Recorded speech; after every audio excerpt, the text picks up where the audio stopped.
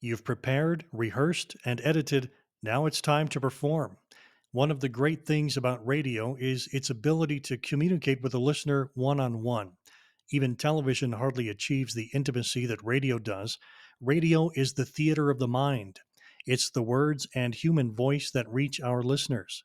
Giving life to those words, as actors give life to a script, is our task and service to our listeners. Remember that we are communicating with only one mind at a time. While you perform on the air, have a conversation with one person, not a crowd.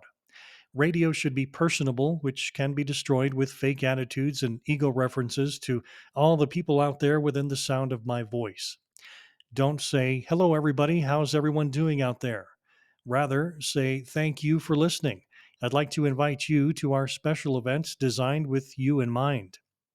Orators work the crowd, radio announcers communicate one to one. Yes, there are thousands of ears listening to you and your station. That can make anyone nervous. To avoid the self consciousness that comes from performing in front of a huge invisible audience, focus on one imaginary person at a time. I remember working with an announcer at Magic 99.5 who would place a picture of that station's target listener, a stereotypical soccer mom, near the console and talk to that picture while performing his breaks. He looked a little ridiculous in the studio, but on the air where it counts, his breaks were very effective. We also want you to sound natural, like a real person on the radio, not an imitation of a pseudo DJ.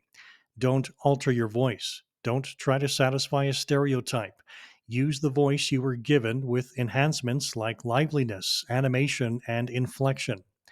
Back in the early days, radio was the predominant medium, and people thought of it as novel and grand. People expected that kind of articulate perfection, that announcer voice. Radioitis, or puking as it's known, is when announcers use a different voice and a different language than their normal manner. "Hey, all you cool cats out there." Today, with TV, the internet, and mobile phone technology, radio is not such a radical medium. People now want radio to be more personal. Articulation, enunciation, pronunciation, and diction are also important practices and shouldn't be sacrificed when trying to sound natural. If you say supposedly instead of supposedly, or especially instead of especially, or ax instead of ask, you'll need to address these common delivery issues. Sounding natural does not mean sounding unprofessional or uneducated. And here's another reminder to smile during your performance. A smile on your face will put a smile in your voice. This will help you sound warm and friendly. In addition to the great programming, listeners are tuning in for companionship. Be a friend and sound like one. Use the same tone as though you're talking to a friend, and never talk down to your listeners. Imagine as you speak that you are sitting across the kitchen table holding a conversation with a friend or a loved one. What could be more natural and informal than that scenario? When speaking in such a natural state, engaged in conversation, your speech does not become halting or overly formal. You may say good morning to someone, but you probably wouldn't say good Tuesday morning to you, right? Or again, if someone asks you for the time, you'd say 6:20, not 20 minutes after the hour of 6 or 40 minutes in front of the hour of 7. No need to get fancy and make your audience perform math to figure out the time. Keep it simple, natural, and straightforward.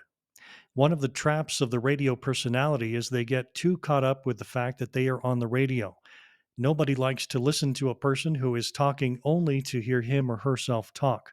Friends don't converse like that, and neither should the effective communicator talk at a listener.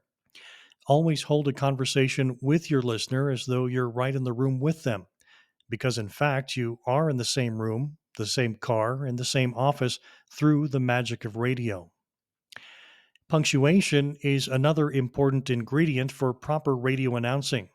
Following correct punctuation applications by pausing will help maintain ideal rhythm and pacing.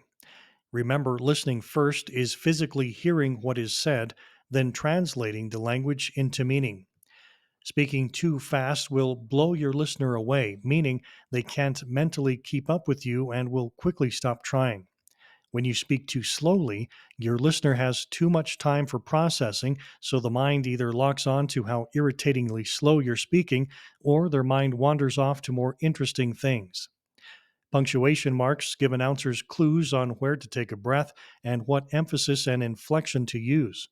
Commas, periods, and dashes are indicators of when to pause, and phrases with exclamation points and question marks should sound accordingly. Dead air is indeed a program director's worst nightmare, but a well placed pause, not to the level of dead air, can be a useful tool to add clarity and emphasis. It also provides a smooth transition between break elements.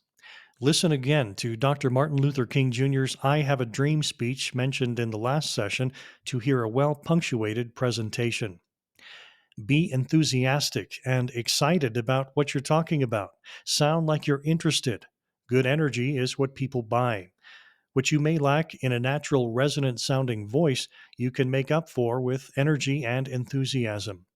Keep in mind that announcers are salespeople too, selling the radio station's benefits to the listener. If you think about it, radio announcers have one of the cushiest, sexiest, most desirable, powerful, and maddening jobs in the whole wide world. Enjoy yourself, have fun, and we'll hear it on the air. Understand that the art of effective communication with a mass audience takes years of practice. So relish your time behind the microphone and enjoy the learning, the growing, and the criticism along the way. While you are on your experience gaining journey, why not enjoy the ride? Use the privilege well and appreciate the opportunity to touch a person's life or a community's history with a simple, well executed break. You never know if your voice is the last thing a person hears before they pass, or the music you're playing is helping to create a life, if you know what I mean. Enjoy the sheer thrill of knowing you are in a justifiably enviable position, the ubiquitous, far reaching, ever present guest in homes, cars, and offices throughout the community. With that said, always stay humble. Remember that no matter how popular you think you are, the audience is listening to hear the programming, not to hear you talk. If you were to leave the station for another, the majority of listeners would not follow and continue to listen to their favorite radio station, regardless if you were their favorite announcer.